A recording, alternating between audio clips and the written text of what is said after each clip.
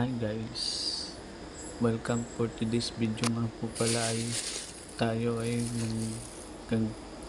magagata ng ang gulay, ang pakbet.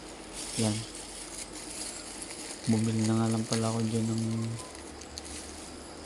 2 balot na pakbetin. Yan,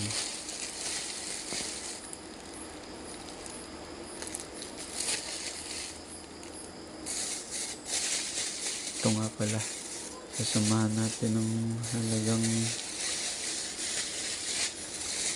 100 pisong hipon.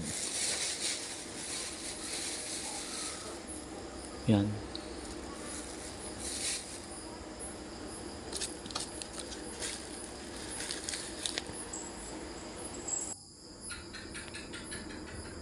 yan guys, kahit na pinagbukod ko nga pala yan, yung mabilis malabog at saka hindi.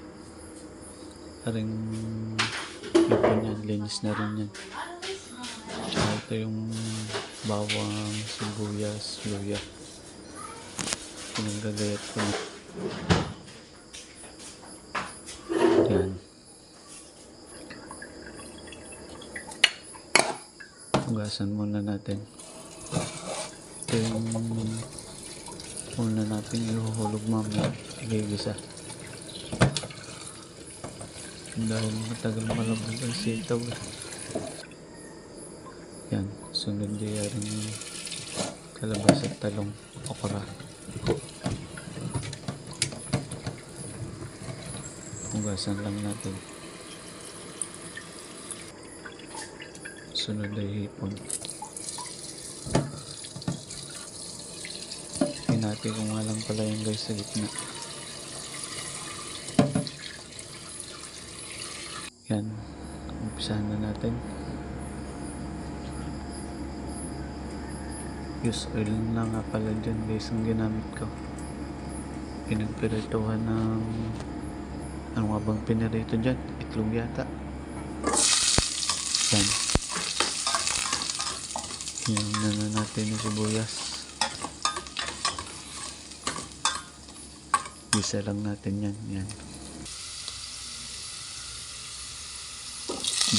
bagong sibuyas, pagsamahin na natin ang hulog para magisa ng maigi ang luya.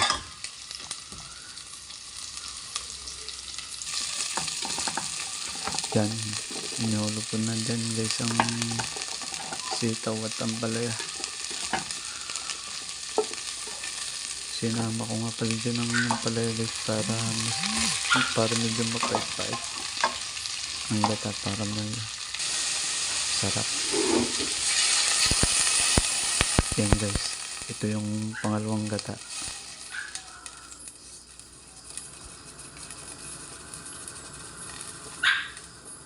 Yan, binigyan na maigi. Haluin lang natin.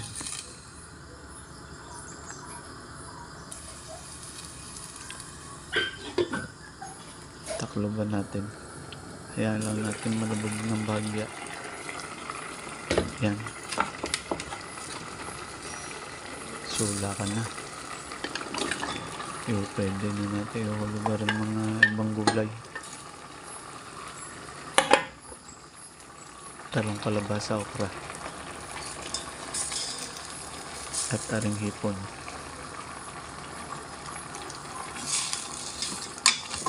Haluin lang natin ng kaunti. Balik ta rin.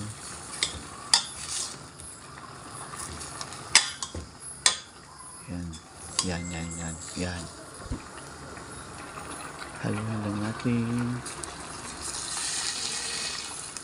Dinagdagan ko nga pala yun dyan ng mainit na tubig guys. Parang kulang eh.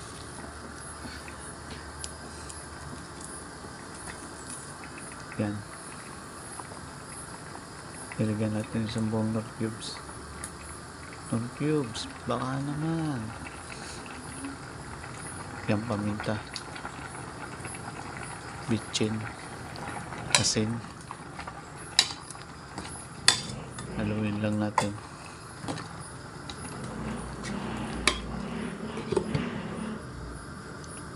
At takloban. Pakaluin lang natin ng konti. Yan. Lulig na natin ang unang gata. Sige. Pigain mo maigi. Yan. Haluin lang natin ng konti. Halo-halo. At takloban. Yan.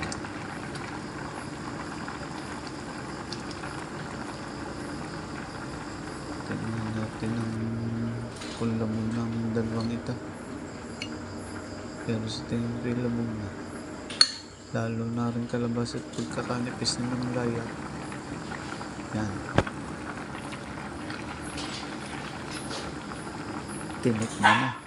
Yung nakulangan. Nilagyan na konti ng sukal. Para medyo may tamis. Takloban lang ulit. At yan, luto na. Sarap yan guys. Ginat ang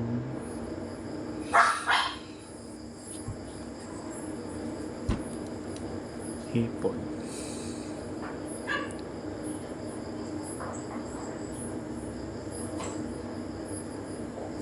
Yan guys.